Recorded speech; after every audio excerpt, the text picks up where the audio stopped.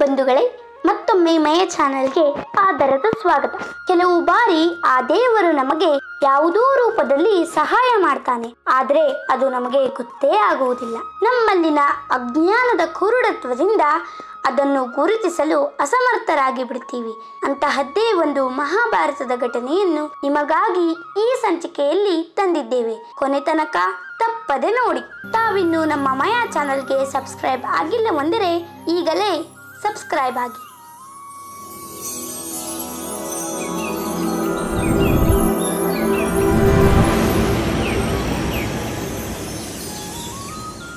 ಬಂಧುಗಳೇ, ಒಂದು ದಿನ ಉತ್ತಂಕನೆನ್ನುವವನು ಶ್ರೀಕೃಷ್ಣನನ್ನು ಭೇಟಿಯಾಗಲು ಬಂದು ಶ್ರೀಕೃಷ್ಣನ ಎದುರು, ದೇವಾ, ನಾನು ಯಾವಾಗಲೂ ಕಾಲುನಡಿಗೆಯಲ್ಲಿ ಪಯಣಿಸುತ್ತಿರುತ್ತೇನೆ. ಮಾರ್ಗ ಮಧ್ಯದಲ್ಲಿ ದಾಹ ಉಂಟಾದಾಗ ಅದು ದಟ್ಟ ಕಾಡಾಗಿರಲಿ ಅಥವಾ ಮರುಭೂಮಿಯಾಗಿರಲಿ ನನಗೆ ನೀರು ಸಿಗುವಂತೆ ಮಾಡು ಎಂದು ಬೇಡಿಕೊಂಡನು. ಶ್ರೀಕೃಷ್ಣನು ಅದಕ್ಕೆ ತಥಾಸ್ತು ಎಂದನು.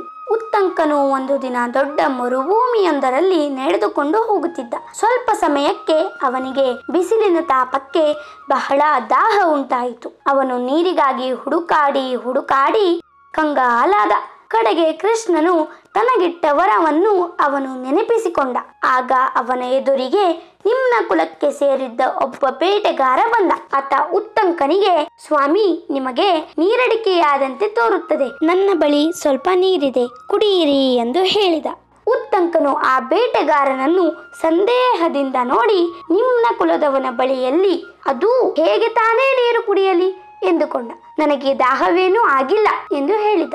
ಆ ಬೇಟೆಗಾರನು ನಾನಾ ವಿಧವಾಗಿ ಬೇಡಿಕೊಂಡರೂ ಉತ್ತಂಕನು ಅವನ ಕೈಯಿಂದ ನೀರನ್ನು ಸ್ವೀಕರಿಸಲು ಒಪ್ಪಿಕೊಳ್ಳಲಿಲ್ಲ. ಆಗ ಆ ಬೇಟೆಗಾರ ಅಲ್ಲಿಂದ ಅದೃಶ್ಯವಾದನು. ಆಗ ಉತ್ತಂಕನಿಗೆ ತಾನು ಮಾಡಿದ ತಪ್ಪಿನ ಅರಿವಾಯಿತು. ತಕ್ಷಣವೇ ಶ್ರೀಕೃಷ್ಣನನ್ನು ನೆನೆದು, ಕೃಷ್ಣ, ನೀನು ಕೊಟ್ಟ ನೀರನ್ನು ಕುಡಿಯಲು ನಿರಾಕರಿಸಿ ಎಂತಹ ಅಪರಾಧ ಮಾಡಿಬಿಟ್ಟೆ ಎಂದು ಉತ್ತಂಕನು ಪರಿಪರಿಯಾಗಿ ದುಃಖಿಸತೊಡಗಿದ. ಆಗ ಕೃಷ್ಣನು ಅವನ ಮುಂದೆ ಪ್ರತ್ಯಕ್ಷನಾದನು. ಆಗ ಉತ್ತಂಕನು ಅವನ ಪಾದಗಳಿಗೆ ಸಾಷ್ಟಾಂಗವೆರಗಿ, ದೇವಾ, ನೀನು ಈ ವಿಧವಾಗಿ ನನ್ನನ್ನು ಪರೀಕ್ಷಿಸುವುದು ತೆರವೇ ಎಂದು ಪ್ರಶ್ನಿಸಿದನು. ಅದಕ್ಕೆ ಕೃಷ್ಣನು ನಗುತ್ತಾ, ನಿನಗೆ ಅಮೃತವನ್ನು ಕೊಡು ಎಂದು ಇಂದ್ರನಿಗೆ ಹೇಳಿದ್ದೆ. ಅವನು ಒಬ್ಬ ಮಾನವನಿಗೆ ಅಮೃತವನ್ನು ಕೊಡಲಾರೆನೆಂದು ಹೇಳಿದ್ದ.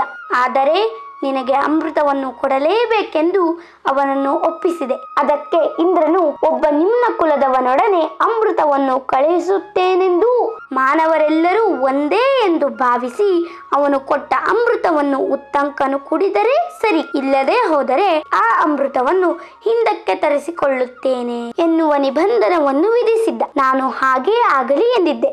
ಆದರೇನು ಮಾಡುವುದು, ನೀನು ಅಜ್ಞಾನದಿಂದ ಅಮೃತವನ್ನು ಕುಡಿಯುವ ಅವಕಾಶವನ್ನು ಕಳೆದುಕೊಂಡೆ ಎಂದು ಹೇಳಿದನು. ಉತ್ತಂಕನು ತನ್ನ ದಾಹವನ್ನು ಇಂಗಿಸಿಕೊಳ್ಳದೆ ಆ ಮರುಭೂಮಿಯಲ್ಲಿ ತನ್ನ ಪಯಣವನ್ನು ಮುಂದುವರಿಸಿದನಂತೆ. ಬಂಧುಗಳೇ, ಒಮ್ಮೊಮ್ಮೆ ನಮಗೂ ಹೀಗೆ ಆಗುತ್ತದೆ.